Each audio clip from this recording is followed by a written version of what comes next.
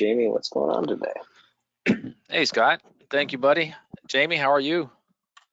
Good, good. How's it going over there, Andy? Oh, man, not bad. Not bad. Market is in kind of a turmoil, but other than that, yeah, things are going good. Hi, everybody. Welcome to the trading studio. Thank you for taking time out of your day to come join us. I hope you'll learn something. Anyway, this is the trading studio. My name's Andy. That's Jamie and Scott. Let's dive in. And howdy, David. Go over the disclaimer real quick. We are content publishers here at Trade Ideas. Okay, we're going to be talking about some stuff today. It might be a decent setup. It might be stocks and things like that, but nothing should be construed as investment advice. That's not what we're trying to do. If you are looking for investment advice, seek out somebody who is qualified to give you that information. That would be a stockbroker or a registered advisor. All right, agenda for today. We're going to have the market recap. Definitely we'll have some things to talk about there.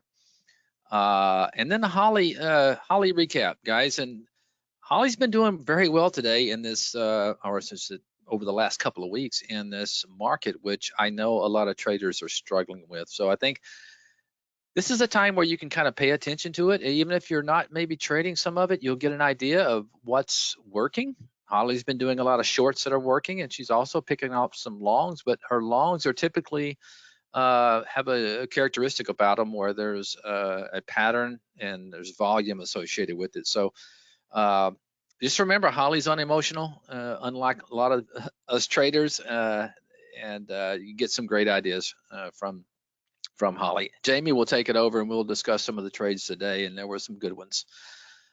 New top list. I'm going to have to give the credit to Michael Noss for sharing this with me. It's trading below cash. So we'll dive into the explanation behind that. I'm sure most of you, or a lot of you, will know anyway what that's talking about. But we'll break it down. I'll share. This does have a custom formula to it, and I'll share that with you so you guys can have access to this top list.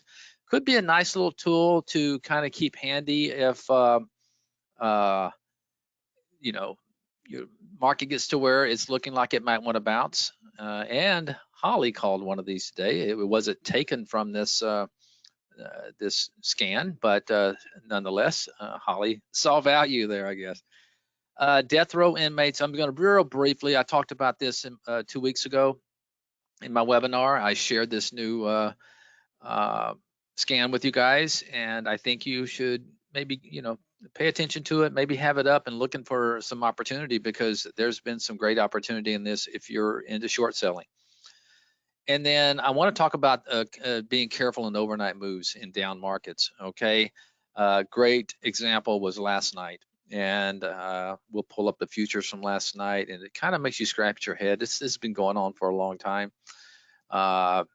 I'm not going to paint it with a conspiracy brush, but and call it the plunge protection team. But nonetheless, it'll make you scratch your head, and I think it's good to be aware of what's potentially going on. So when you don't wake up in the morning, you see, oh man, great, market's bouncing. Look at this gap up, because it's not the real cash market, and you can get in trouble that way, coming in with ideas of what you think should happen now that we're gapping up, But anyway, we'll talk about that when we get to it. Before we move on, I'm going to talk about the support, education, and training for the new people in here. We have a vibrant community. This is a very sophisticated software, but you can make it very simple. I mean, especially with the races coming that we have now. And guys, if you haven't looked at those race cars and the races, once again, I showed this to you. I'm finding value there too, and maybe my next webinar, I'm going to probably dive into more of these races, because we are going to be unleashing a new version for you as well, and with some channels in there with some races on it. So I think it's something you might want to keep your eye on. But anyway, back to the point at hand here, guys. We know it is a sophisticated software, and we're here to provide you with all the support and education that you need. Barry's trading room is probably one of the best places. Barry's great at helping people out with the software, especially after the first few hours when things slow down. So feel free to ask him a question. We got webinars, throughout the week. You can see them there on the left side. Now we do alternate weeks. We don't do them as much as we used to because we are all wearing a lot of hats here and doing a lot of things.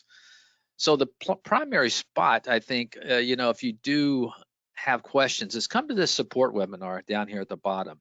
Okay, that's a great venue for you to come and ask questions. So be sure you get in that. Let me just go ahead and take it over to the next slide, and we'll give you more detail about it. It's every weekday at 12 Eastern time. We take over Barry's live stream for an hour. So come in there, use the chat panel and ask questions. And not only can we tell you what to do, we can actually show you while you're watching. And that makes it a lot easier when you have a visual versus sending an email in and us trying to explain things, just through a text message. So come to that daily support session if you can. All right, I'll save this for Scott as he walks us out later on today. And let me bring up the SPYs here and the Qs and the IWM. But first, we're going to go to what I believe is the best reference for how the market is doing because it's a little more evenly weighted. Even though Apple was gapping up after earnings and after hours, and they do have they have a big weighting in all of them. So obviously these indexes, they like Apple, but the SPY is probably the most fairly weighted with 500 stocks in it. And guys, you look at a monthly and things may not look as bad, or maybe even a weekly, but boy, when you look at the daily, and if you're like a trader like I am, where you're a swing trader, I focus more on the daily. Okay, I want to know what's happening kind of now and maybe over the last couple of weeks versus what happened back, over the last 5 years. So, and right now we're under pressure. Okay, and I know if you go back and look in history, just because we're below the moving average, that doesn't mean we can't bounce. Okay, but until we get that bounce, we are under pressure, and you have to be really careful. You guys know as well as I do, it's very dangerous. Okay, these moves aren't lasting as long when you do get an up move, and a lot of times you don't get an up move at all in some of these stocks. So be careful if what you have used in the past. That's probably the biggest problem I've seen with new traders. They're slow to adjust, and a lot of times they will blow up their account before they're able to adjust.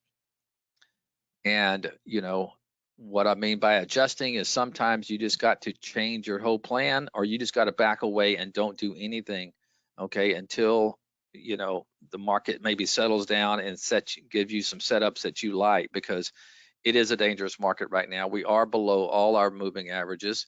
You can see here they're starting to fan out in a very bearish way. Okay, you got your 10 well below your 20, which is below your 50, and now we're even below this 200-day moving average here. So, potentially looking at a 10 crossing a 200. Let's just kind of scroll back in the market here to see when was the last time we had that to happen. And you got to go back to the pandemic, right, where we did cross, through the 20. So yeah, things are not looking good. I mean, in the big picture of things, 400 is not out of the question, and it seems like a big drop off, and on a percentage basis from all-time highs, it is a pretty big drop off. But in the grand scheme of things, looking at the big picture, yeah, that's not out of the question. Even something, maybe down here in the 350, 360 range, it could happen. So just don't assume that we have to find a bottom sometime soon, because this can be kind of a long drawn out thing, and it can be more difficult. So I know you guys got used to us saying basically for years there's no bearish case to be made here. Well, there's definitely a bearish case to be made now. Okay, this is a bearish tape. We're in bear market territory. You do need to trade here for a while. We get immediate bounce. I don't like to call it a bear market right now, but maybe in another week or so we could call it that. So keep it tight. Jamie, I don't even know what the rule is for a quote unquote bear market. I mean, does it have to trade? I'm sure somebody out there I knows. was thinking the same thing, Andy, Yeah. and it's been so long I know. since It's then. been so We long. have to. Yeah, good question. Good question. We'll Mhm. have to Yeah. nail that one down. But regardless, for me, that interpretation, to me, I can look at the trading action right now and look at a daily chart here and see where we're at. To me, this is a bearish tape, and that's what matters. Okay, if it looks like a bear, smells like a bear, yeah, it probably is a bear. But yeah, it's definitely a bearish tape. The gap up today, after that sell off yesterday, I'm scratching my head, going, "Are you kidding me? Really?" I mean, and you know, I'm sure a lot of people jumped in, a lot of stuff on the gap, and just got their head handed to them because it's funny, we've been holding these lows here. We have not made a lower low. And I was watching that today, and when we didn't, I actually covered, or I sold some of my SPXS, which essentially as I was covering some spiders because we're having a hard time taking out a lower low. But we'll see what happens. All right. Oh, wait, I got to go over those Qs, and I got to go over the IWM because Qs are even worse shape. They did make a lower low today. They made one yesterday. So you can see here in the Qs, what the Q don't have in is the energy sector. Okay, the energy sector has been definitely kind of propping up the SPYs a little bit. Banks have not been doing too bad. Okay, you're not going to find that in the QQQ. So that's a couple of sectors right now, I think, that have been kind of holding up the SPYs a little bit. I mean, they're still underwater, but nothing like the Qs are below their 200-day moving average. And then, of course, the IWM. It's just ever since it broke down from that little trigger that went off, it's been you had one green day in there, but boy, it's been covered up and actually closed on at least a year low there in the IWM. So small cap not getting any love right now. I'm not going to, a lot would have to happen to get this looking to better again, at least get back above the 200. But for now, yeah, it's under pressure. Be careful out there if you are, if you're trading, especially, trying to hold on to positions in this market because it can get ugly fast. But Jamie, we'll have to see if Apple can help things out tomorrow. Hey, Aja, how you doing, buddy? Yes, IWM, David.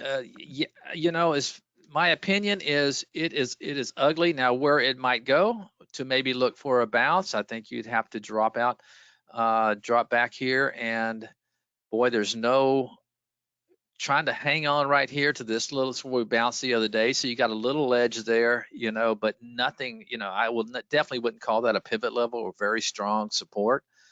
Your next level of support is I drew this back here for some reason. Let me go back in time here. Okay, so there you go. I think I should bring this down just a little bit. That's where you might, look, draw you a line over here to this breakout because we did have a big, move from that. So around the 173 level, maybe I think that's the first level of, decent support right here. I'm just not seeing a whole lot. So yeah, we'll see. Here's the thing, while this is on my mind, is the thing about these small caps. Okay, yeah, they've been getting hit hard, and if we do, sell off more in all the indices, it's going to get even hit harder. But what I have learned in the past, historically, and there's actually data to support this, when we do find a market bottom, the small caps can be the most profitable to jump in because they would have taken the biggest haircut. It would have been just slaughtered, and so a lot of times what you see on market bottoms is it's way more profitable to jump in some of these small caps because a lot of the money will start flowing into the very beaten up, and that's where you can see, 100% moves and things like that. So keep that in the back of your mind when you are kind of looking for a overall bounce in the market. that's when a lot of times you can go into some of those beaten up small cap names and really nail it. All right, Jamie. Anything to add to the market recap? We are under pressure. No, it's just weird seeing the SPY below that 200. You know. I know. Yeah. Well, look at there. It's been a while. It's been a while. Yeah. So even if we get a nice little bounce tomorrow from Apple's earnings, which is very quite possible, be careful, because I think there's a lot more at play here than Microsoft and Apple holding up, playing Atlas with the market, and holding it up. So I think there's definitely some macro events going on that we have to get through, but I'm not going to go there. I'm just a technician. All right, Jamie, you want to take it over and Yeah, let's right. take a look at the AI today. Oh yeah, please do. It's beautiful, some great calls. I tell you what here. Let me make sure I'm on the right screen. There we go. Okay. All right, so hopefully everybody has eyes on my screen now. Yeah, so Holly has just been on, or the AI, I should say, has just been on a tear as of late. Maybe it's the new year, I don't know, but it's been performing pretty consistently as of late. As you can see, we've got the whole blotter displayed right here, all the trades for today, and not really a whole lot of red. We got a few losing trades down here at the bottom that were longs, but no real substantial losers. All the big numbers are green up here. So let's just take a peek. Let's look at the GLPG first. Now, keep in mind, this one did have a double signal. We had one about 11 minutes into the open, and then we had one late in the day, about 2 hours in, which made a little bit. But this entry right here was simply gorgeous. So here we are looking at the 5-minute intraday, and we can see shortly after the open, the buy in GLPG. Now, what I want to showcase here is the difference. It seems like not too long ago there wasn't any spread in the AI trades between conservative and moderate, but there sure is today. So we can see Holly close the trade out prematurely in conservative mode. The little shaded area up here is the time that she spent in conservative mode. And keep in mind, the values that you're seeing right here are based around $100 risk per trade, and just letting the system size you accordingly as far as shares go. But we can see here, Holly pulled the plug pretty prematurely, booked a $100 profit in conservative mode. But had we let this thing run, which is what moderate mode is doing, we're making over 3.5 times what conservative did. So what I really like about the action in GLPG today, it was pretty tame, and Holly pretty much sold the top of that red candle right there. And then look what we had happen. We took a little elbow down to the entry line. Trade was still profitable before the thing gravitates back up here and gives us this nice secondary pattern emerging, nice clean range break from the open. This second arrow right here would have been a great place to add to that position. And you can see what GLPG did for the rest of the day, just a slow and steady grind up all day. And you can see in moderate mode, the sales at the end. I was in this one as well on Brokerage Plus. That's why you're seeing two sell orders out there as well. But just a beautiful trade and a very nice setup for a secondary entry right about 10 o'clock my time, about an hour and a half into the open. So just being patient and giving the trade a little bit more time to work, we're making about 3.5 times what the AI booked in conservative mode. So just a really solid trade there.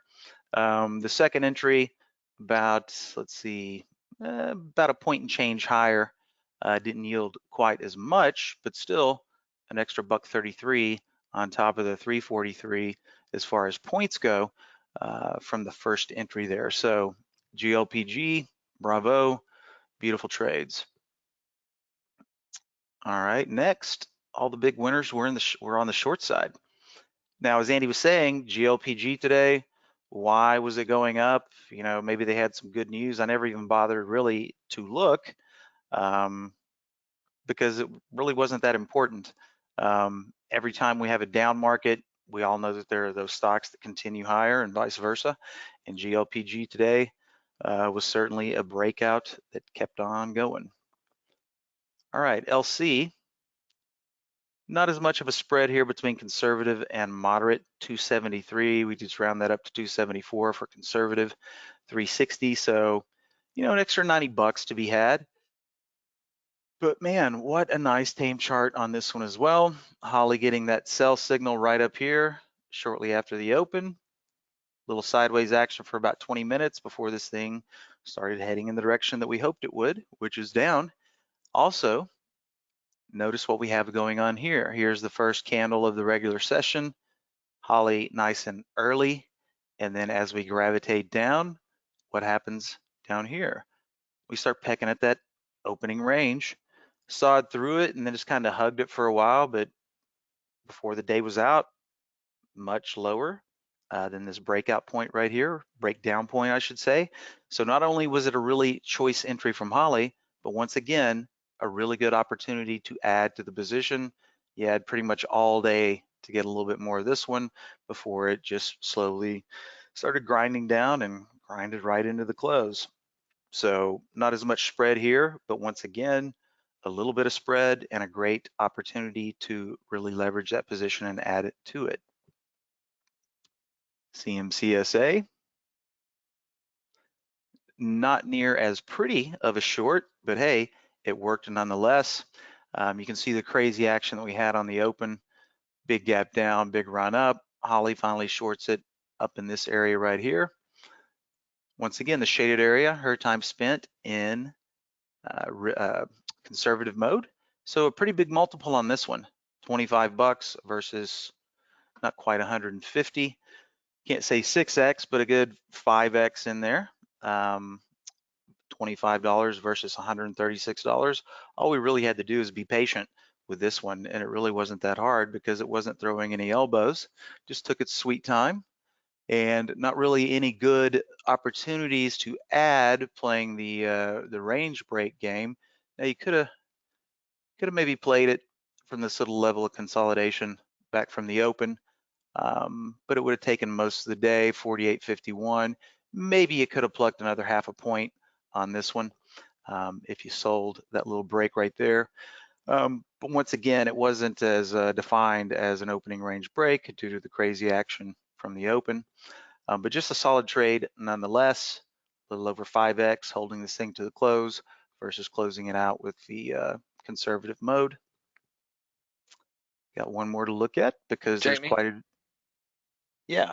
Yeah, can you go back to that Comcast really quick, because I do want to point this out, because this is the type of thing you're not going to see Sure. going through most of your scans. This is just, look at that daily over there. It's just a very ugly daily, and you had a gap down and then bounced up, and then you can see it tried, it made a previous high earlier, and then it could not make a new high, and then that's when you got the trigger from Comcast. And I thought, yeah, that's just a great way of showing you that where our AI servers is going to pick something like this up, where it's the naked eye, you're probably not going to find something like that for sure, unless you're just stalking it and watching it. Exactly, because when we look at these other short trades and the long trade, nice and the charts were just very concise and well behaved. Mm-hmm. You look at this, I would have never went, ooh, I'll go ahead and take a stab at it and hope it doesn't get back through that high there. Right. But of course, Holly bringing the statistical probability to play. Sure. A lot of the times these trades don't look appealing to the human eye, but they end up working due to the statistical advantage. Mm-hmm. All right. All right. Thank you. No worries. NEP. All right. Once again, probably not anything that I would have ever identified from a manual perspective coming in here, although we do have some of the same characteristics, some of the other trades. So we get a nice short signal right here, immediately starts heading our way. We always like that. There was a few elbows here, never even comes close to the stop area. So you just had to be patient on this one, which Holly was not on this one. We can see entry time was 11:35, exit time 11:56. So she barely gave this one 20 minutes before pulling the plug on a flat in this little area right here. And then all we had to do once again is be patient, let the trade work out, and ended up, pulling a little over 1R on a $100 risk versus making nothing, right? So just another good short on a chart that isn't really that appealing to my eyes anyway, but we got that statistical probability on our side, so it worked out nicely. And that's about it for all these, 4 trades that all had some decent spread between conservative and moderate. HZO worked out pretty nice on the target hit. And if we would have tried to hold that one, we would have actually made less on that one. So she did a good job on that one with a target hit. Other than that, just a few small losers, one on the ORI down here. Come on, charts. Looks like it was trying to break out, but it couldn't. Yeah, a little bit of an upswing there. It was profitable for a little while and then just couldn't hold up. And Twinkie, I was really hoping Twinkie would work today, just for posterity's sake. There you go. It was funny because Michael was talking about it, and then about 10 minutes later, the AI jumped on it because, as you can see, it was off to a strong start today with the gap, but as many stocks did today, just slowly ground out, a portion of that gap. But still, not a lot of, nowhere near all of it. So Twinkie might be a good one to keep an eye on for the morrow. All right, let's see, Rama's got a question. How does the AI decide the position size? That's a really good question. Now, right here, you'll notice that all my share sizes for each and every position were different because I'm telling the AI to only risk $100 per trade. And then whatever the respective stop loss is for each and every signal, it's going to figure out how many shares you can be in if you only want to risk $100. Now, to set that up, we would go to Tools, Options. We would click on AI Trade Size, and then here are your settings: dollars per trade, shares per trade, or the way I have it set up right here, only risk $100, risk based on stop loss. So based on what you put in this value right here, the system will size you accordingly based on the value that you insert on the risk-based stop loss. Of course, if you set share size, it's going to do the same share size every time. Dollar amount would then back you into the proper share size as well. All right, Andy, you ready to take it back? Yep, I'm ready to take it back. Okay, here you go. All right, guys. Let's see, make sure. Yeah, sometimes, Mark, for whatever reason, maybe it was the setup on the daily or something like that. There's Holly. I wish she should say she's going to catch every one that rips, but unfortunately, yeah, if some of the parameters are not meeting our particular strategies that Holly that made the cut, she's not going to find everything. All right, this is something that, like I said, I got to give credit to Michael. Michael's the one that shared this custom formula that creates this scan that looks for stocks that are trading below cash. And what do I mean by below cash? Well, let's just click on this. And ironically, look at one of Holly's calls today. This one was on the scan, which means it was trading below cash. And how do you get that? Well, what it is, it's market cap. Okay, in this case, it's 4.29 billion, is less than cash on hand, right, minus the current debt. Okay, so if you take the cash on hand and you take out the debt the company owes, if that number is greater than market cap, that's what you call the company is trading less than cash. Now, keep in the back of your mind, I mean, that doesn't mean a stock's going to go up if it's trading. It's potentially it's a good value, but a lot of times it may be that the company's just crappy and their sales are dropping and their growth is going down, and there's several reasons why this could happen. This is why I would take something like this and watch the chart for verification, you know, to basically verify that, hey, maybe there is opportunity here. Maybe this is undervalued and it's a good play. So I never put together a scan and then say, oh man, I'm buying this. You know, this is no. You have to let the technicals verify, you know, what you're thinking for sure, or what you may be you have your eye on. But anyway, a potentially great scan. Let me show you what you have to do. I'm gonna go to my, because this does have a custom formula in it. Oh, by the way, taking a look at some of these. Let's just take a look at some of these right here.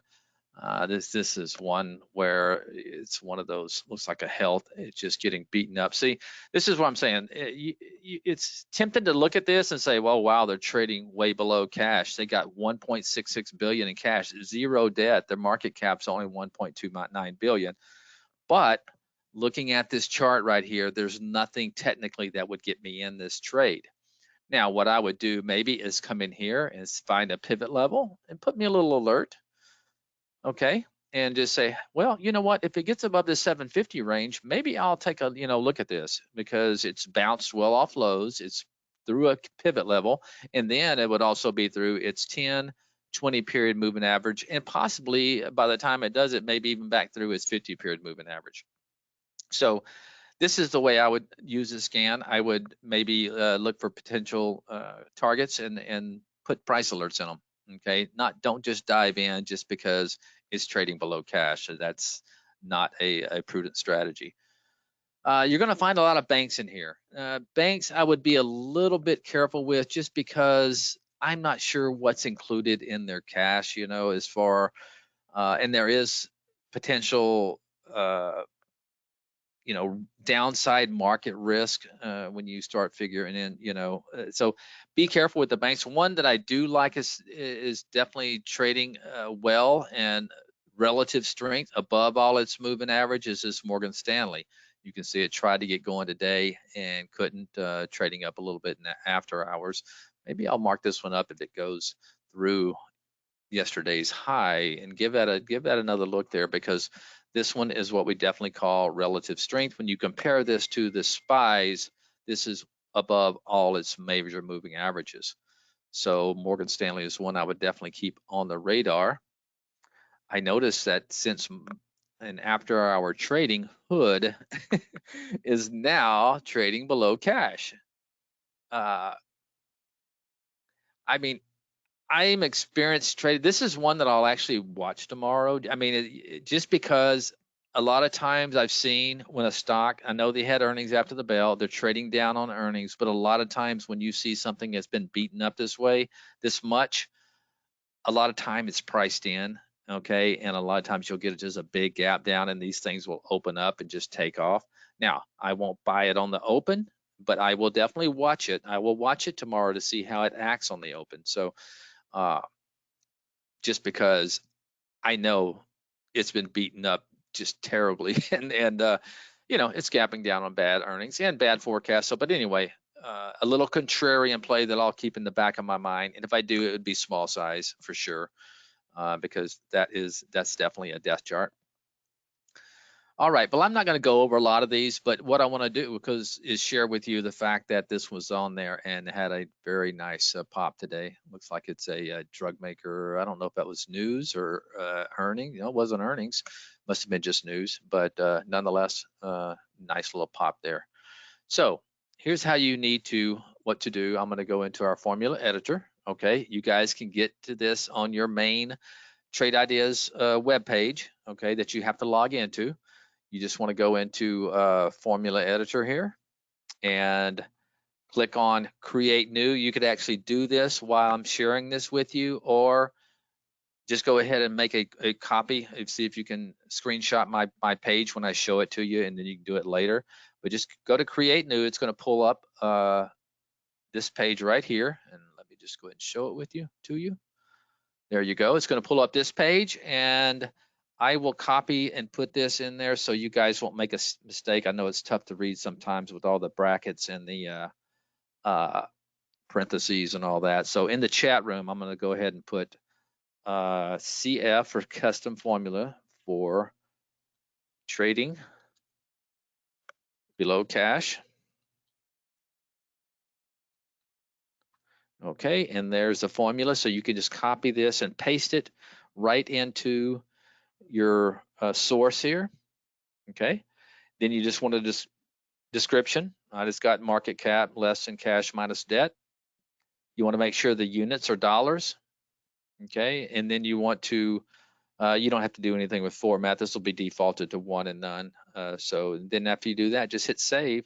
Just remember the number, the code number, the icon, if you want to call it that, what the number is, and then we'll go back to the trading below cash, and I'm going to show you, well, I'm just going to share this with you, but since you won't have my icon number, you're going to have to remember to do this. So let's just go into configuration, and you want to go to, well, let's see, I have one for market cash is greater than cash. You won't need this one. You just want to make sure you put 1. Okay, this is basically a true false statement. Okay, it's either trading below cash or it's above cash. Okay, so this, by putting a minimum 1, you're saying that it's a true false statement. If it's trading below cash, it's going to show up on your scan. So just remember to put 1 in the min column. That's all you need to do. All right, so let me share this with you.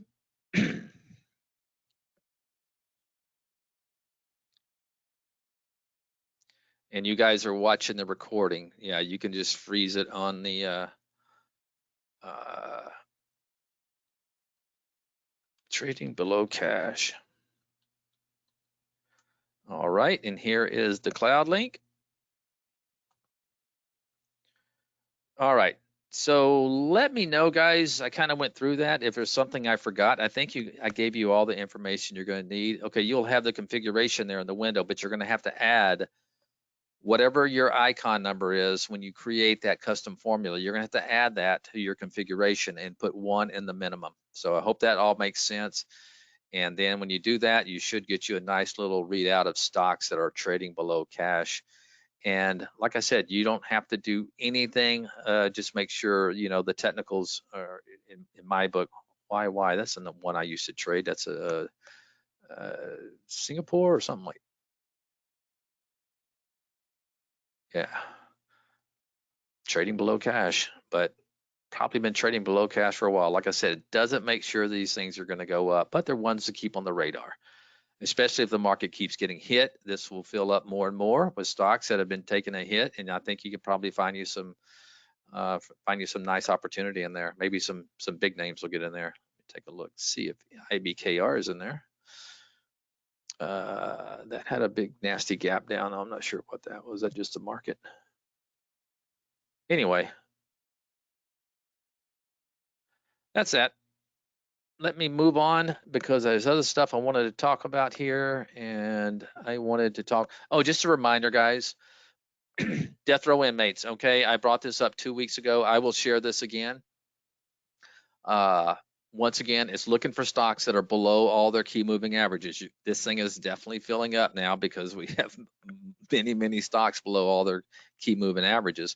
But I have it position in month range. These are ones that you may catch them before they fall out of bed.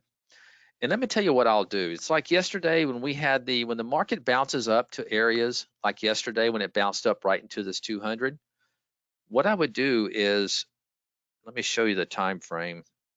Go back to historical date and let's go to, oh gosh, what time was that? It's let's go to about 1:30 my time. And go back to yesterday.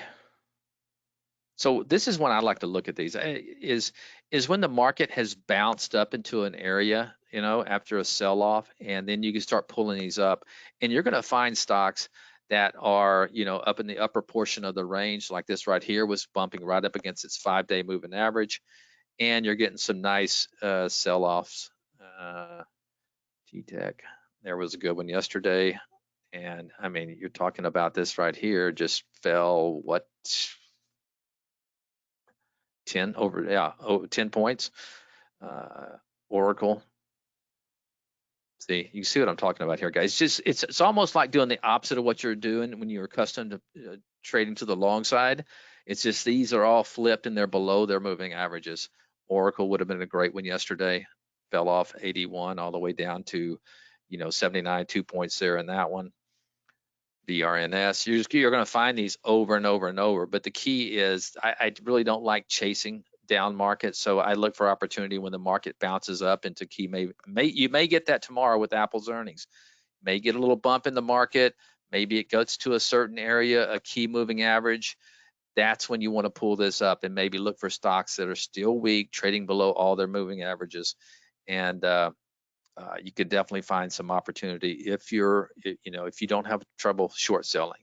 Let me just go ahead and share this again for some of you who may not have got this last time and here for today. All right, and I will put it in the chat window again.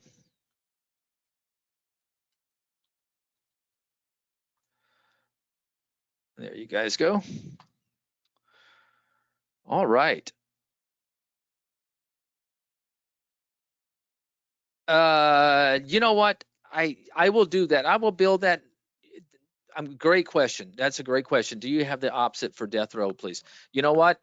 If you don't want to, I don't have time today, but here's all you got to do is you got to go here, duplicate this, and I may want to add something to it before I make it like an official. But if you do that and you come in here and you go to configure and you flip, this is going to turn all these, basically all these filters inside out.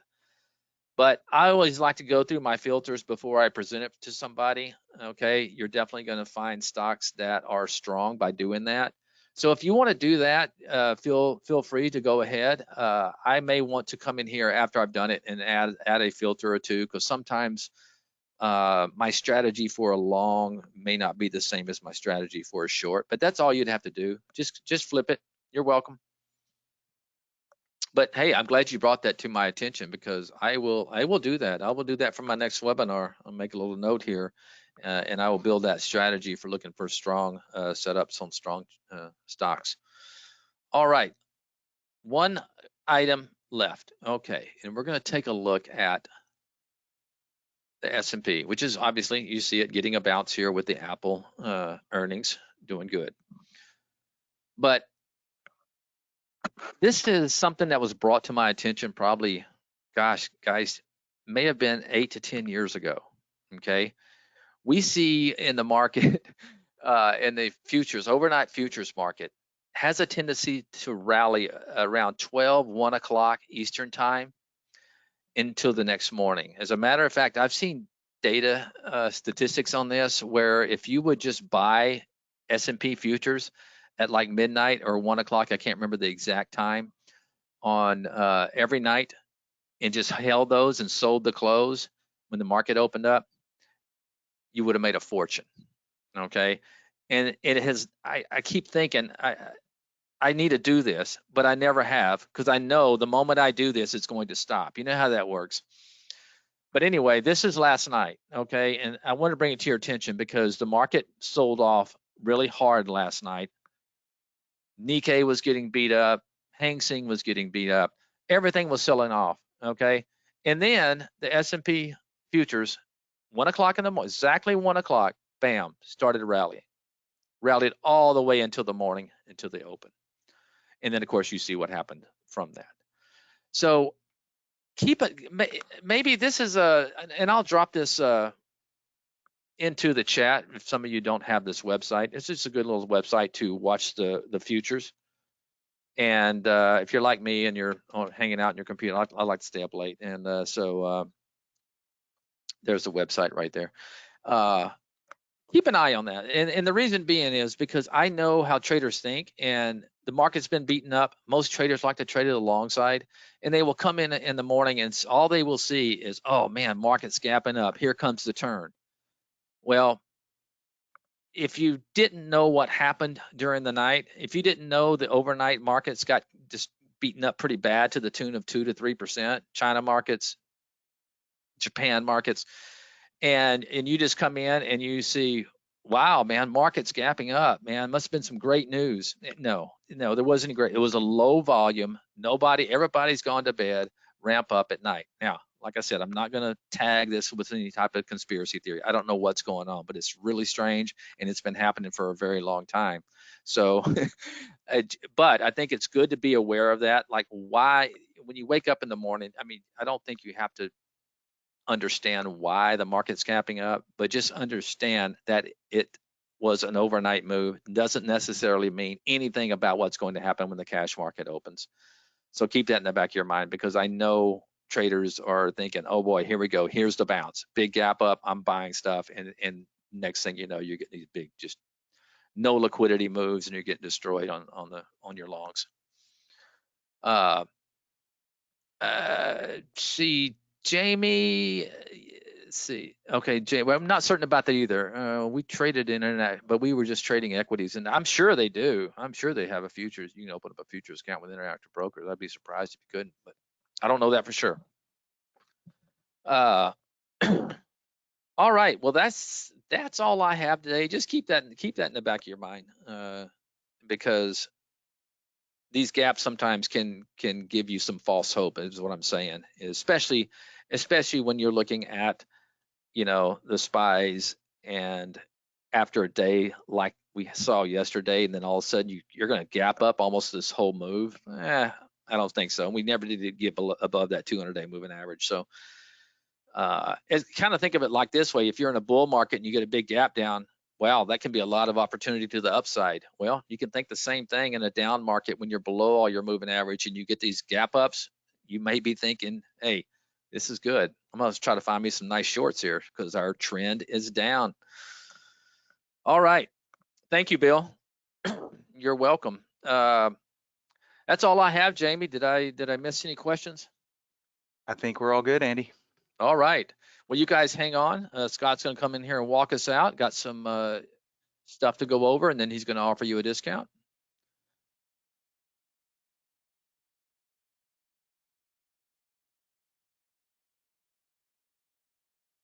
Hello, Scott.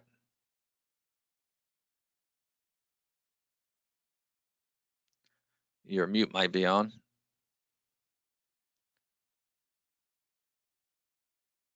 Well, we'll give him a few more seconds here, and if he doesn't, I can just walk us out of here.